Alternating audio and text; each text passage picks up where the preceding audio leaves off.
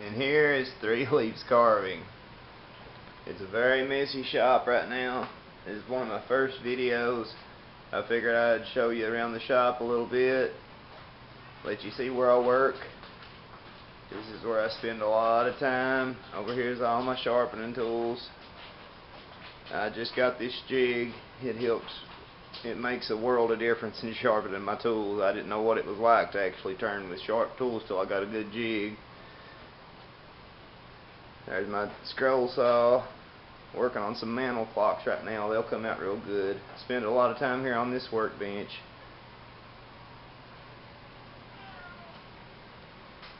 There's the table saw. My workbench doubles as an outfeed table. And then over here is my lathes. Turn most of the pins on this jet lathe. It's an awesome little lathe. So quiet, smooth, it's got reverse. Starts on a real low RPM. Works out real good. And there's some of the shop security. That's Peaches. And back here is a grizzly lathe. It's got a lot of weight to it. I wish the lathe went a little slower, but the motor on it's 2 horsepower, so it's got plenty enough power to turn big things, but I wish I could get it to start a little slower and had more of a variable speed instead of that shift. It's a shift on the fly, it's called. And there's a lot of my scroll jaws and centering tools and dividers and some gouges I reach for quite often. Most of the time the gouges I'm using I lay right there on that rack. And there's some more of my tools. That Grizzly air purifier turns out to be a great addition to the shop. I love having that little purifier. Within 2 days I can tell the biggest difference in the world in this part of the shop. But on my lathes is where most of the dust is from sanding and things like that. And over here I'm experimenting with buffing. I've tried about 100 different finishes. I'm not sure which one I like the best for my pens, but I do know I like to buff them. I come out with a lot better finish when I buff the pens. And there's my toaster oven. That is not for baking in the shop. I'm getting ready to start stabilizing wood. Turntex. I've ordered a stabilizing unit from Turntex. They've got great customer service. He's right there behind his product. Whatever you need to ask him, he'll sit down and talk to you on the phone, go through every little thing step by step with you. It's a great customer service. I couldn't ask for any more from him. And I started out with a whetstone. I don't really like a whetstone. I can't see my edge good, and they make jigs for it, but I just ended up going with a dry stone sharpening, I guess. I got the Rikon slow speed grinder and this jig from Penn State. I don't use the fingernail jig that came with the Penn State jig. I went ahead and bought the one way from Wolverine one way from Woodcraft.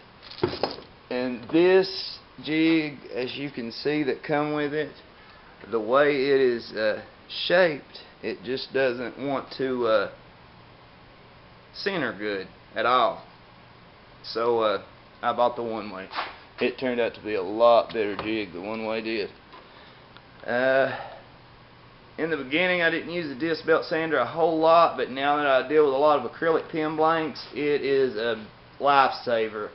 I drill most of my pen blanks on the lathe. It turns out to be a lot more precise drilling mechanism, I guess you would say, and then I over drill a little bit so I can take it to the disc belt sander and come out to my length for my pen blank I need for the tube I'm using, so therefore I don't blow the end out. There's my laptop. I sit around there all the time and order stuff, wish for stuff more or less, I guess I should say. And this little wall right here is kind of ongoing. I'm getting ready to put some shelving and stuff in there for some hand tools, reach and grab real quick.